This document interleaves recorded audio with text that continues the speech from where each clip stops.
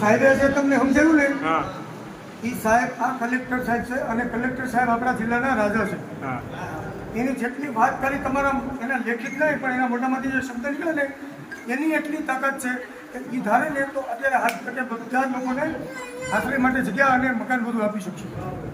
અને સાહેબે જે આપણને બાંહેધરી આપી છે એટલે આપણું કોઈનું નુકસાન થવાનું નથી. આવા ભડકાઉ વ્યક્તિ કોઈ તમને સરપંચ કે વહીવટદાર કે તલાટી મંત્રી ખોટી રીતે કહે તો એને તમારે ભય રાખવાનો નથી.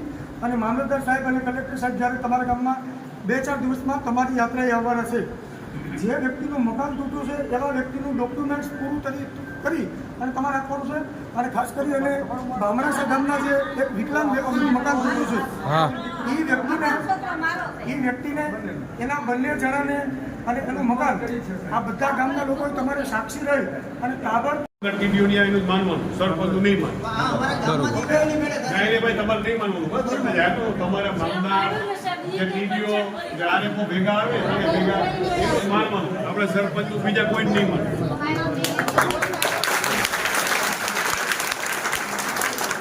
જ્યારે કહેશો ને કે સાહેબ આ બધા તમારે બતાવવાનું કે સાહેબ જો આને આ 2 એકર જગ્યા વાયરી, સાહેબ આને 400 જગ્યા વાયરી, આને મોટો બંગલો બનાવ્યો, આને એ તમારે બતાવો, આને દુકાન બનાવી, તમે કહેજો ભાઈ અમને ખબર છે એ જ કાઢવાનું છે. નહીં કાઢે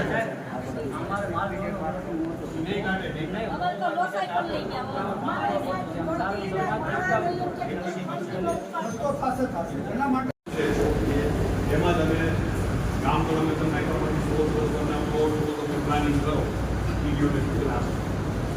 તમારે પાણીનો આખો બનાવો, 100 રસ્તો નહીં પેલા રસ્તાનું પ્લાન કરો. આજે સરકાર CM 5 કરોડ રૂપિયાની ગ્રાન્ટ આપી, રોડ, રસ્તા, પાણી, ગટર એના. આપણી પાસે જમીન નથી એટલે એક રૂપિયો આપણે વાપરવો. દરેક ગામમાં મિનિમમ 25-25